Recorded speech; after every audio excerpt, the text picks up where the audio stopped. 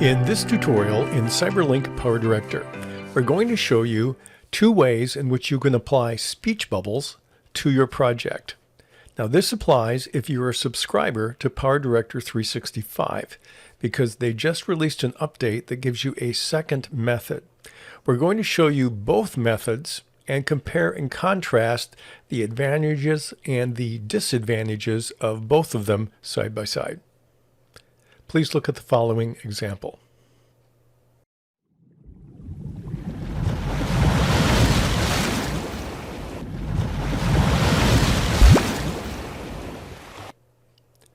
The first example you saw, we were using the older way in which we can do this. And I have always found that a bit confusing because I think of a speech bubble as text, but up until now, it wasn't found in the text box. So let's do it the old way, and then we'll show you the new way and contrast the pluses and minuses. We're going to click on the pip objects room, and I'm going to go from my all of my content, and I'm going to go to the callout pack. That's where the speech bubbles traditionally have been found. And I'm going to go down to callout 42, and I'm using this one because it's similar to something we have in the new version. I'll take and drag and drop it down. I have a timeline marker here, and I'll put it in track number 2. And then we're going to double click on it so we can do some editing inside it. First of all, let's move the title, and we're going to move the little arrow going to someone. Then we'll double click on it, and we can edit the text. Now, one thing you'll find is the ability to modify this is a lot better than the new version. We'll do the same one. Is that a bear? And it works pretty good. We can change a few features, the shape type, the shape outline. Right now it has a purple on it. I don't like the purple. Let's do, the shadow's purple. Let's change that to something else. I'm going to actually use the little color picker, and we'll pick one of the greens here in the background and click on OK. All right, I like that a little better. But there's a simple example of doing it. You have pretty decent ability to edit the text. You can change where the little marker comes out to point where the sound comes from. Using the same shape, I could put it on the right side and orient this all the way around 180 degrees if I wanted to, but we'll leave it about like that. And so that's an example of the traditional way in which we can apply that. So I've got that on my timeline, much like in the example you saw a few moments ago. So here's someone is saying, is that a bear? Now let's look at the new way in which we can do that. Let's go instead to the title room. And in the title room, we have a new subset of titles. I'll scroll down to those. And the new one are called speech bubble titles. Now there's some additional features of them that you may or may not like, and there's some limitations. First of all, you can't change the place where this extruded area comes from.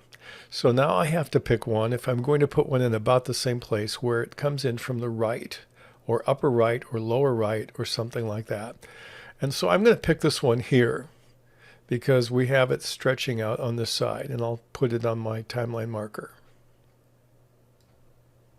Now you notice when I drag it in, there's something different on the timeline. You notice it has an audio track to it. Now you can use the audio or you can dispense with the audio. Another thing about it is that this actually does motion. It has a built-in motion. We'll look at that in a moment. So let's double click on that. And here we get into our title designer for this. And so I'm going to move it best I can. I can enlarge it or shrink it. I can change the proportions of it a little bit. I don't have quite as much flexibility when it comes to editing. I can change the font. It doesn't seem to be quite as flexible as the former method. It's often easier to actually edit it up in the box in the upper left corner. I'll just say, is that a bear, question mark. And I can't independently change the size of the text. I can change the font, bold or italic, but I can't change the size of the text in relationship to the shape. I can also change the colors. I want it to be similar to the other one in color. So let's click on graphic colors, and here we have the 3 shades. And so let's try to pick some in the orange range. I'll pick maybe a dark orange for that one. And we'll go in group number 2. And again, it's hard for me to tell which group is which color, to be honest. So let's pick a light one here. All right, and then we'll try something in the more standard orange here. And so it's a little bit similar to the other one. So this is what I have. I can change the text. I can change the scale a little bit, the position. So maybe I want it a little bit smaller, a little bit higher. That's a little better. That's what I can do with the second one. I'll click on OK. The other thing you're going to notice when we play this is the first one basically is static. Let's play that and you can see that part. Okay. All right, now the second one, you're going to notice there's going to be some animation with it. Watch what happens carefully on the screen, please. You see it pops in and out, and you have these little lines that surface and show. There you go. There's also an audio. And the audio is there is so that it kind of adds a little bit to it. Now, I personally am not really fond of all these sounds that you have in these speech bubbles that are in the subset.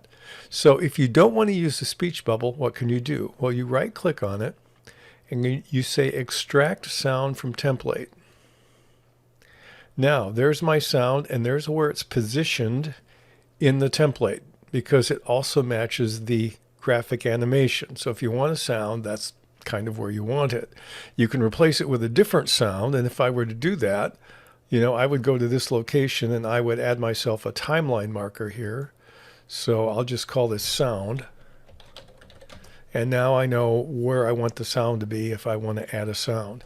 If I don't want the sound at all, I can simply highlight the soundtrack and press the delete key, and it goes away. So I have a non-audible title that's also animated that I can edit to some degree. In this case, I'm going to leave the sound out. I think this one is a little hokey. And a different sound comes with a different object. You'll notice that it has a sound if you have the little speaker in the lower left corner of the icon. And currently, these are the only icons we have in PowerDirector with this new feature that have that. So this is an example of how you can use a speech bubble using a pip object, and then this new title that's available to owners of PowerDirector 365.